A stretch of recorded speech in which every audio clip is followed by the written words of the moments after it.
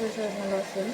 তো আজকে আমি ছোটো মাছ তরকারি করবো, মোলা মাছ, অবশ্যই সবাই চিনেন।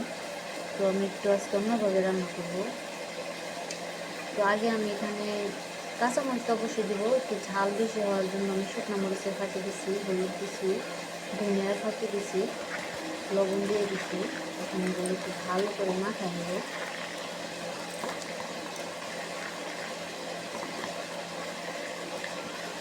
ভালো করে মাখায় নেবো। তো দেখেন আমি কিন্তু তরকারিটা অনেক ভালো করে চটকায় মাখায় নিছি, দেখে মনে হচ্ছে যে এখনই রান্না হয়ে গেছে। আর হচ্ছে আমি কড়াইতে তেল দিয়ে দিছি, এখন হচ্ছে জিরা দিয়ে দিব। আমি কিন্তু জিরা দিয়ে দিছি, জিরাটা একটু ভাজা হলে আমি তরকারিটা দিয়ে দিব।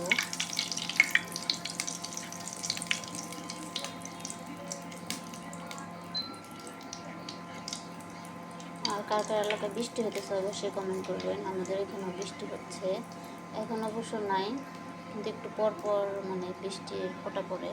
তো আমার জিরাটা ভাজা হয়ে গেছে।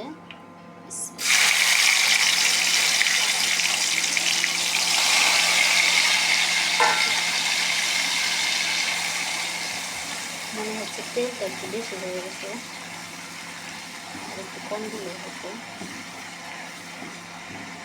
এটাকে এখন আমি তেলের উপর সুন্দর করে কষাই দিব।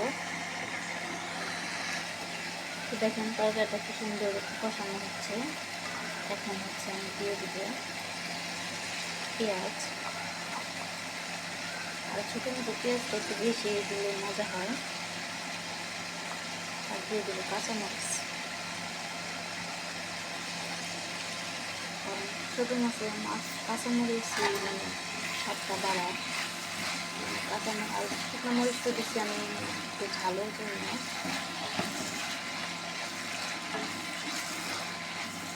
একটু সুন্দর করে কষা নেবো। তো আমার তরকারিটা কষানো হয়ে গেছে, দেখেন তেল ভেসে এসছে। এখন আমি দিয়ে দেবো হচ্ছে বিসমিল্লাহ মাছ। আর এই মাছটা আমার খুবই পছন্দ। আর ছোটো মাছ বেসিক্যালি সবাই পছন্দ করে না, জানা মতো। তো অনেকে আছে খায় না, কাটার ভয়, কিন্তু না, আমার কাছে খুবই ভালো লাগে। যে কোনো গুঁড়া মাছ আমার ভালো লাগে, বড় মাছ আমি কোনোটাই খাই না। কিন্তু আমি বেশি নাড়াচাড়া করবো না, মাছ ভেঙে যাবে।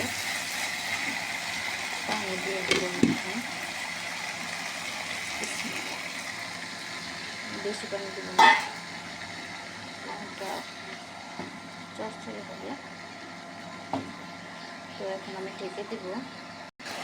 দেখেন আমার রান্নাটা হয়ে গেছে, ঝোলটা একটু মাখা মাখা রাখবো। আমার রান্নাটা কেমন লাগলো আপনাদের কাছে, ভিডিওটা কেমন লাগলো অবশ্যই কমেন্ট করবেন, শেয়ার করবেন, লাইক করবেন। আর প্লিজ ভিডিওটা ভালো একটু শেয়ার করে দেবেন। আমি কিন্তু সবার ভিডিওর সামনে আসে আমি ধাক্কা মারি না, আমি সবার ভিডিওতে লাইক কমেন্ট করি। তো আমার ভিডিওটা খুব ভালো লাগলে একটু শেয়ার করে দেবেন। আর সবাই সবাইকে সাপোর্ট করবেন। ভালো থাকবেন সবাই, সুস্থ থাকবেন। আল্লাহ হাফেজ।